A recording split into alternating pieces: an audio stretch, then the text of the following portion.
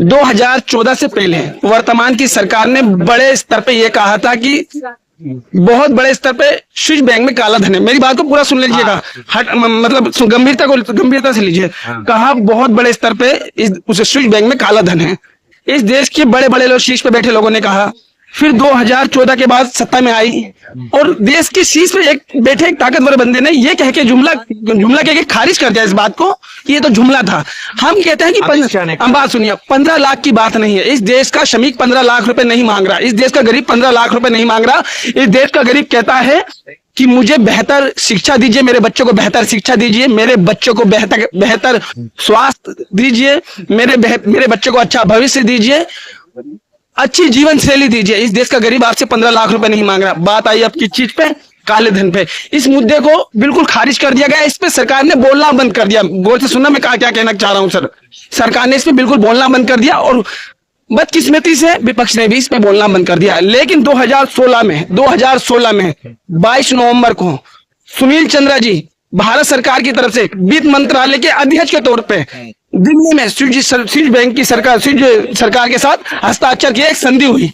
वो संधि 2018 में लागू हुई और 19 में वो संधि का मतलब जानकारी का आदान प्रदान हुआ। वो जानकारी जब आई तो उसमें भी उसमें भी एक पाबंदी थी। मतलब ये था कि जो पैसा है उसका रिपोर्ट नहीं, मेरी बात सुन लीजिए पूरी। उसमें ये था, उस संधि में ये था कि जो पैसा काला धन भारत का स्विस बैंकों में जमा है उसकी जानकारी भारत सरकार को स्विस सरकार देगी। लेकिन इसमें भी एक शर्त थी कि वो सार्वजनिक नहीं करेंगे। ये इनके नाम सार्वजनिक नहीं करेंगे। क्यों नहीं करेंगे भाई? फिर इसमें भी एक शर्त थी कि जिन खातों की डिटेल हम आपको देंगे उस पैसे का टैक्स आप वसूलेंगे। क्यों टैक्स वसूलेंगे भाई? इस देश से चोरी किया हुआ, इस देश के श्रमिकों का पैसा है, इस देश के मेहनत के आबादी का पैसा है, इस देश के मिडिल क्लास का पैसा है, इस देश का चुराया हुआ पैसा है और वो पूरा पैसा हमें चाहिए। टैक्स क्यों लेंगे?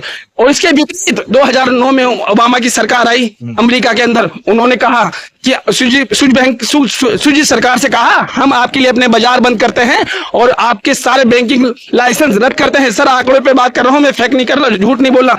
हम आपके लाइसेंस रद्द करते हैं।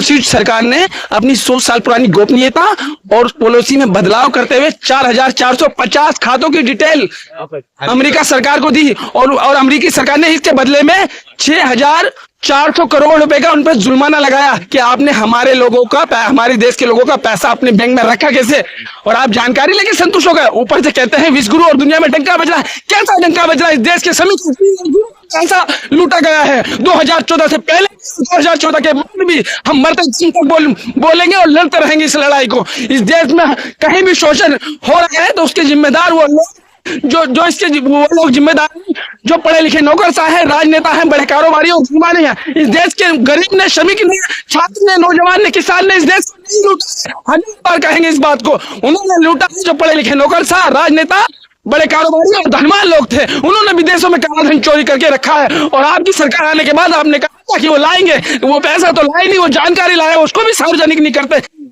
ये बात हम कह रहे हैं सर, हमने इस देश को नहीं लूटा। इस देश की श्रमिक तो, इस देश का मजदूर तो दिन रात भट्टी में के राष्ट्र निर्माण में अपना जीवन है। उसको नियतों मजदूर भी नहीं दे रहे, जो उसका हक है वो भी नहीं दे रहे। पूरे देश का यही हाल है। मैं क्या कह रहा हूँ, खेत खलिहानों से लेके, बाग बगीचों से लेके, शहरी ऑटो, ओला उबर तक और रैपिडो जोमैटो तक तमाम श्रमिकों के बेहतर जीवन की और न्यूनतम मजदूरी और सामाजिक सुरक्षा और असंगठित क्षेत्रों के मजदूरों के बेहतर जीवन की मांग करता हूँ। मोहम्मद इरफान।